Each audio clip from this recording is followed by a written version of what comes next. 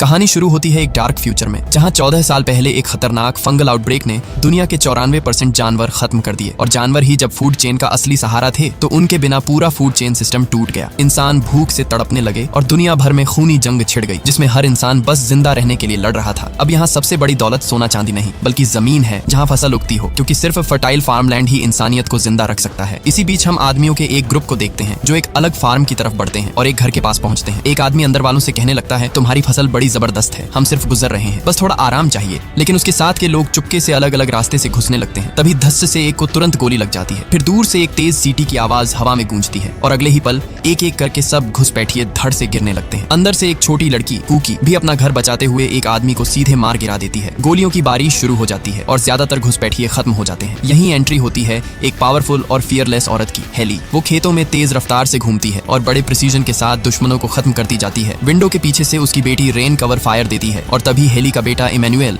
एक भागने की कोशिश कर रही औरत को पकड़कर बेरहमी से खत्म कर देता है। लड़ाई के बाद फैमिली बॉडीज चेक करती है और इकट्ठी होती है। अब हमें पूरा परिवार दिखाया जाता है, हेली का पति गैलन और एक और बेटी डेनिस। सबको शक होता है कि घुसपैठिए इतनी आसानी से उनके डिफेंस को क्रॉस कैसे कर गए, इसलिए वो डिसाइड करते हैं कि फार्म के चारों तरफ सिक्योरिटी और ज्यादा टाइट करनी होगी। रात को डिनर टेबल पर फ्रीमैन फैमिली इकट्ठी बैठी है। बच्चे व्हिस्लिंग कोड का प्रैक्टिस करते हैं और सब फसल और सिक्योरिटी के बारे में डिस्कस करते हैं। डिनर के बाद हेली इमैनुअल को एक मिशन देती है अपनी दोस्त अगस्ता के लिए सप्लाईज पहुंचाने का, और वो इमैनुअल को वार्न करती है कि किसी अजनबी से बात मत करना और फैमिली के बाहर किसी पर भी ट्रस्ट मत करना। अगले कुछ दिनों में हमें फ्रीमैन फैमिली का रूटीन दिखाया जाता है। सब फाइट ट्रेनिंग करते हैं, शूटिंग प्रैक्टिस करते हैं, खेतों का ध्यान रखते हैं, इलेक्ट्रिक फेंसेस और सीसीटीवी कैमरास चेक करते हैं, कभी जंगल जाकर खाने लायक चीजें ढूंढते हैं, और हेली लगातार रेडियो पर बाकी सर्वाइवर्स की खबर सुनने की कोशिश करती है। ऐसे ही एक शाम हेली अपनी दोस्त अगस्ता से बात कर रही होती है। अगस्ता वार्न करती है कि एक खतरनाक चोरों का ग्रुप 3 फार्मिंग फैमिलीज पर हमला कर चुका है। वो हेली से रिक्वेस्ट करती है कि कुछ दिनों के लिए उन फैमिलीज के पास जाकर उन्हें ट्रेनिंग दे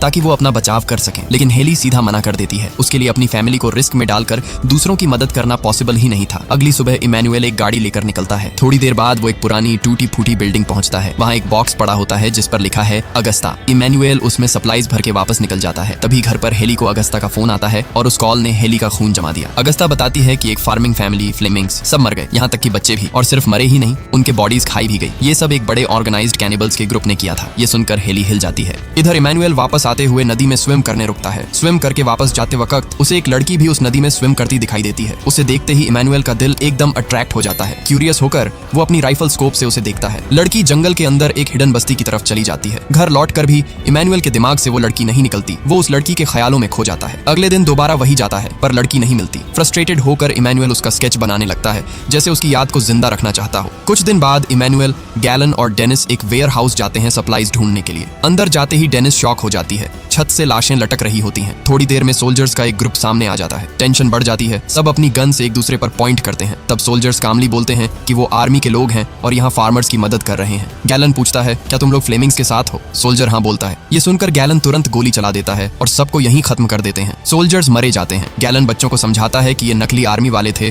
फ्लेमिंग्स तो काफी पहले ही मर चुके थे। निकलने से पहले इमैनुअल सजेस्ट करता है कि डेड बॉडीज चेक करनी चाहिए, शायद कुछ यूजफुल मिले। गैलन भी बोलता है, ठीक है जल्दी करो। डेनिस एक बैग सर्च कर रही होती है। तभी एक बूढ़ी औरत जो मरने का नाटक कर रही थी अचानक उठती है और डेनिस पर गोली चला देती है। गोली डेनिस के पेट में लगती है और तभी इमैनुअल भी उस बूढ़ी औरत को मार देता है। सीन कट होता है। गैलन डेनिस को लेकर फार्म वापस भागता है। हेली इमरजेंसी प्रोसीजर करके उसकी जान बचा लेती है। डेनिस बच जाती है, लेकिन इमैनुअल गिल्ट फील करता है क्योंकि उसने ही बॉडीज चेक करने को कहा था। लेकिन रेन उसे संभालती है और कहती है, तेरी वजह से ही डेनिस जिंदा है। बाद में हेली अगस्ता को कॉल करती है, पर कोई रिस्पॉन्स नहीं आता। उस रात इमैनुअल को जंगल से अजीब आवाज सुनाई देती है। वो तुरंत इन्वेस्टिगेट करने निकलता है। डार्कनेस में उसे एक लड़की दिखाई देती है। वो चिल्लाता है, रुको और हिलना मत। जब वो लड़की पीछे मुड़ती है तो इमैनुअल शॉक हो जाता है। ये वही लड़की थी जो उसने नदी में देखी थी। लड़की घबरा कर हेल्प मांग रही होती है। अगली सुबह गैलन और हेली अपने बच्चों को स्ट्रिक्ट वार्निंग देते हैं, हमेशा आर्म्ड रहो, अलर्ट रहो, चाहे तुम सो भी रहे हो, तुम्हारे पास गन होनी चाहिए। वो वार्न करते हैं कि कुछ लोग सोल्जर्स का डिस्गाइज पहनते हैं, पर असल में वो डेंजरस कैनिबल्स ही होते हैं, जिनके लिए सिर्फ जमीन या सामान नहीं,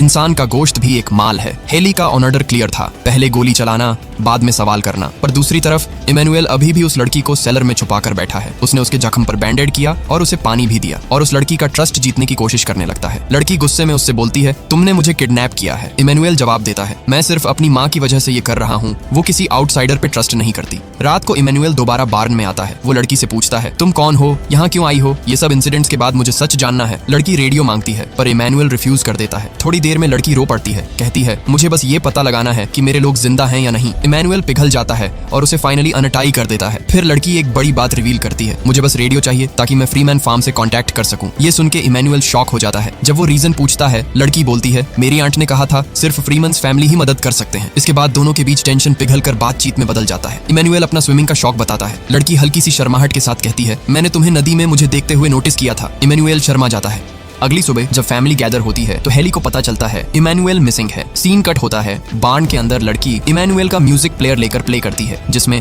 बेबी कम डाउन गाना प्ले होता है। लड़की गाने पर डांस कर रही होती है। इमैनुअल उसे ऐसे देखकर खुश हो जाता है, लेकिन उसकी खुशी हॉरर में बदल जाती है जब उसके पेरेंट्स आ जाते हैं। हेली बिना टाइम वेस्ट किए उस लड़की को पकड़ लेती है। मैनी को बार्न के अंदर लॉक कर दिया जाता है। वो डेस्परेट होकर डोर तोड़ने की कोशिश करता है। बाहर हेली गन पॉइंट करके लड़की से पूछती है, सच बताओ तुम हो कौन? लड़की घबरा कर बोलती है, मेरा नाम डॉन है। मैं एक नर्स हूँ जो गवर्नमेंट प्रोग्राम के साथ फार्म्स को मेडिकल हेल्प देती है, लेकिन हम पे अटैक कर दिया गया था। हेली बिलीव नहीं करती, एक वार्निंग शॉट फायर करती है। डर के मारे डॉन सच बोल देती है, मुझे मेरी आंट अगस्ता ने भेजा था। ये सुन के हेली शॉक हो जाती है। उधर इमैनुअल बार्न से निकलकर कंट्रोल रूम में चला जाता है। वो रेडियो पर अगस्ता से कांटेक्ट करने की डेस्परेटली कोशिश करता है पर कोई जवाब नहीं मिलता। तभी हेली गुस्से में वहां आ जाती है। इमैनुअल इंसिस्ट करता है, माँ अगस्ता मुसीबत में हो सकती है, हमें उसकी हेल्प करनी होगी। लेकिन हेली ठंडे टोन में कहती है, अगस्ता एक मरीन है, वो अपना ख्याल रख सकती है, हमारा काम फार्म प्रोटेक्ट करना है। और फिर वो इमैनुअल को डांट कर कहने लगती है, तुम उस लड़की के झांसे में आ गए हो। वो लड़की डॉन हमसे झूठ बोल रही है। और फिर माँ और बेटे के बीच लड़ाई गर्म हो जाती है। इमैनुअल थक चुका है माँ की शक्की पॉलिसीज से। गुस्से में वो घर छोड़ के निकल जाता है। इमैनुअल डिसाइड करता है कि वो अकेले ही डॉन के साथ अगस्ता को ढूंढने जाएगा। दोनों एक गाड़ी लेकर निकल पड़ते हैं, लेकिन ज्यादा देर नहीं लगती हेली को पता चल जाता है कि वो दोनों गायब हैं। वो गाड़ी निकालती है। गैलन कहता है कि ये कोई ट्रैप ही है। हेली कहती है कि मैं जानती हूँ, पर इमैनुअल ने उसे मजबूर कर दिया निकलने पर। इधर इमैनुअल और डॉन कैंप पहुंचते हैं, लेकिन वहां सिर्फ सन्नाटा है, खाली टेंट्स, खून के निशान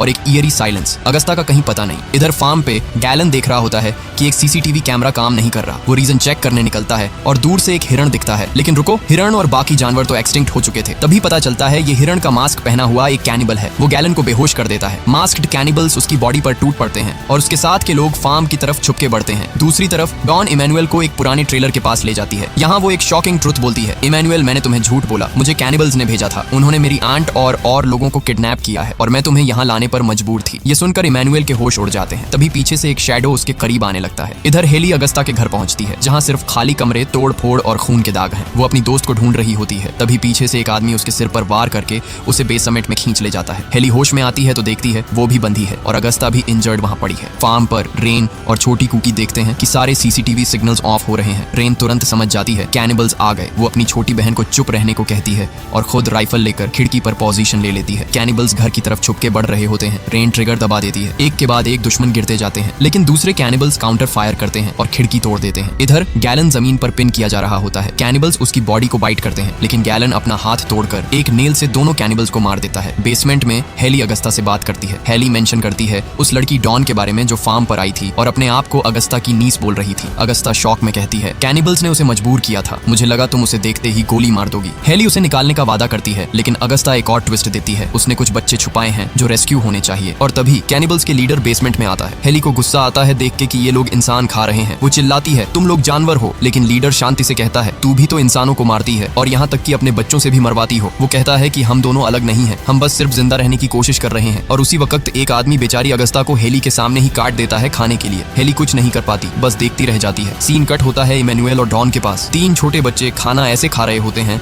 जैसे उन्होंने बहुत दिनों से कुछ नहीं खाया। डॉन इमैनुअल को थैंक्स बोलती है और रोकर कहती है, अगर तुम नहीं होते तो ये बच्चे मर जाते। इमैनुअल उसकी बात समझता है और कहता है, मैं तुम्हारी आंट को रेस्क्यू करूंगा, फिर हम सब यहाँ से चले जाएंगे। इधर हम वापस हेली को देखते हैं। वो बेहोश होती है। एक गंजा आदमी आता है उसे मारने, लेकिन हेली अचानक जागती है, उसका गला दबा के मार देती है और राइफल उठा लेती है। तभी कैनिबल लीडर वहां आ जाता है। दूसरी तरफ फार्म पे गैलन अपनी बेटियों को बेसमेंट में भेज देता है, लेकिन डेनिस अभी भी ऊपर क्लोजेट में छुपी होती है। गैलन डिसाइड करता है कि उसे बचाना ही पड़ेगा। वो अपनी बेटियों को स्ट्रिक्टली बोलता है, यहीं रहना, बाहर मत आना। हेली बेसमेंट से निकलती है और दरवाजे पर उसकी मुलाकात इमैनुअल से होती है, जो अगस्ता को ढूंढने आया होता है। जब इमैनुअल अगस्ता की डेड बॉडी देखता है तो उसे फाइनली समझ आता है कि हेली जो कुछ भी कर रही थी वो सिर्फ अपनी फैमिली के लिए कर रही थी। अब वापस फार्म में गैलन ऊपर चढ़ जाता है। रेन एक स्विच दबाती है और पूरे घर में अंधेरा छा जाता है। गैलन अंधेरे का फायदा उठाता है और अटैकर्स को खत्म कर देता है, लेकिन खुद भी बुरी तरह से इंजर्ड हो जाता है। इधर इमैनुअल और हेली डॉन और बच्चों से मिलते हैं। डॉन को पता चलता है कि उसकी आंट मर गई है तो वो टूट जाती है और रो पड़ती है। फार्म के बेसमेंट में गैलन किसी तरह डेनिस को ले आता है, पर खुद ब्लड लॉस की वजह से गिर जाता है। बेटियां घबरा जाती हैं और उसकी जान बचाने की कोशिश करती हैं। रेन सीसीटीवी चेक करती है और देखती है